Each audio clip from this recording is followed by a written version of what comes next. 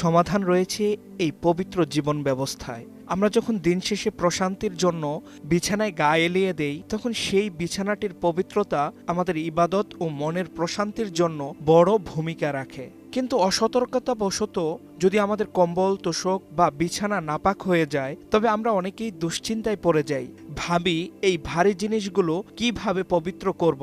চলুন আজ রাসূলুল্লাহ সাল্লাল্লাহু আলাইহি ওয়াসাল্লামের সুন্নাহ ও ফুকাহে কেরামের দিক নির্দেশনা থেকে জেনে নেই এর সহজ সমাধান। ফুকাহে কেরাম বলেন, বীর্য নাপাক।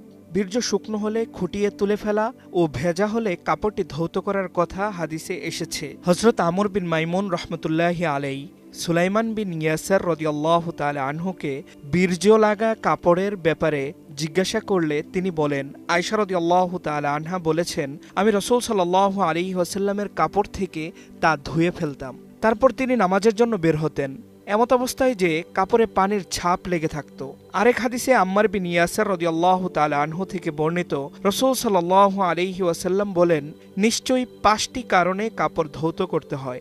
1. পায়খানা, 2. প্রস্রাব, 3. বমি, 4. রক্ত, 5. বীর্য। হযরত ওমর ইবনুল খাত্তাব রাদিয়াল্লাহু তাআলা আনহু বলেন, বীর্য ভেজা থাকলে তা ধুয়ে ফেলো, আর শুকিয়ে গেলে তা খুঁটিয়ে তুলে ফেলো।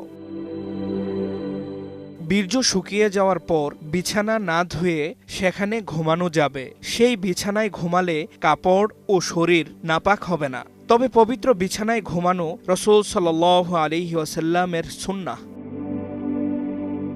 কম্বল তোশকের এক অংশ নাপাক হলে এর পবিত্র অংশে নামাজ পড়া জায়েজ আছে। আর ভারী তোশক বা জাজিমের এক পিঠে নাপাক লাগলে এর অপর পিঠে যদি নাপাকের রং বা আর্দ্রতা প্রকাশ না পায় এবং গন্ধ না পাওয়া যায়, তাহলে পরিষ্কার পিঠে নামাজ পড়া যাবে।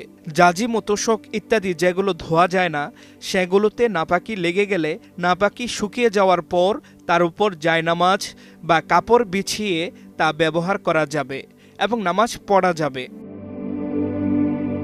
মুফতি জাকারিয়া হারুন